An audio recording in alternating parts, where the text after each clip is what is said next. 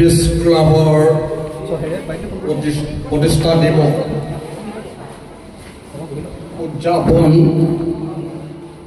অনুষ্ঠানত অংশগ্ৰহণ কৰা সন্মানীয় প্ৰাক্তন প্ৰধান শিক্ষক ভৰত চেতিয়াদেৱকে প্ৰমুখ কৰি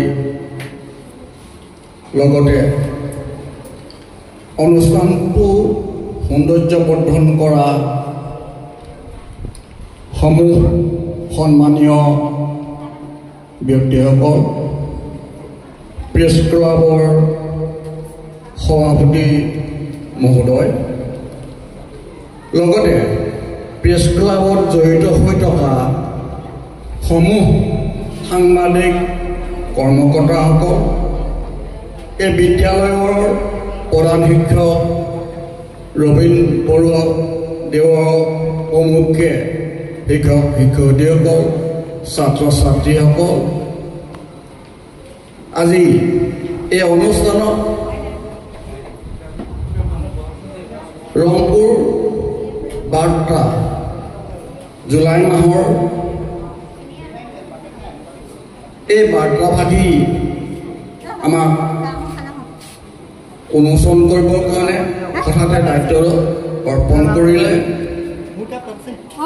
এই বাৰ্তাৰ বিষয়ে আপোনালোকৰ সকলোৱে অৱগত।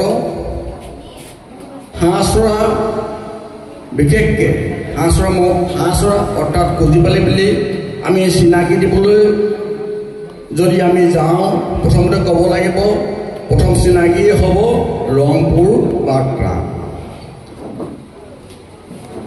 বজেন ফুকন ডাঙৰীয়া অৰ্থাৎ মুখ্য সম্পাদক, তেখেতৰ অহুপুৰুষাৰ্থত এই বাৰ্তাভাগী সম্পূৰ্ণৰূপে সজীৱ হৈ আছে বুলি ক'ব লাগিব। গতিকে জুলাই মাহৰ এই বাৰ্তাভাগী আপোনালোকে মন কৰিছে, ইয়াত যিকেইটা প্ৰবন্ধ বা কবিতা যিয়ে নহওক লাগিলে,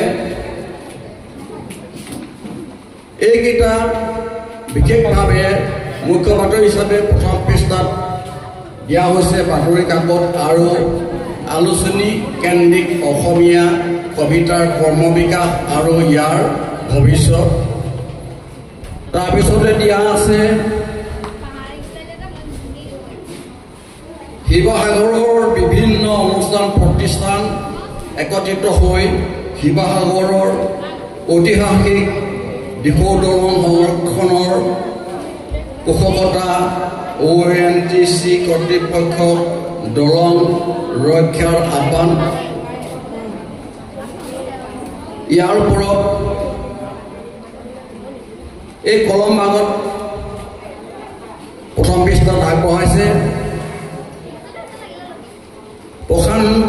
ডক্টৰ প্ৰশান্ত কুমাৰ চুতীয়া। তাৰপিছতে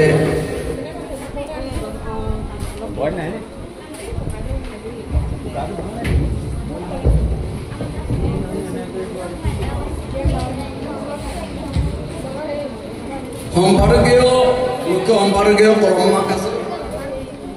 তাৰপিছত আছে সাংবাদিক সমাজকৰ্মী মিণ্টু চাংমাইলৈ শ্ৰদ্ধাঞ্জলি। তাৰপিছতে আছে ইয়াত আৰু মই বেছি দিন নাথাকোঁ।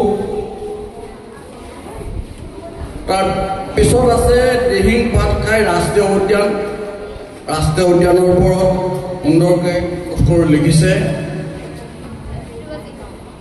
এনেদৰে ৰংপুৰ বাৰ্তা শুনি ভালে সংখ্যক ইয়াত প্ৰবন্ধ কবিতা আদি আছে, আপোনালোকে পঢ়ি ভাল পাব।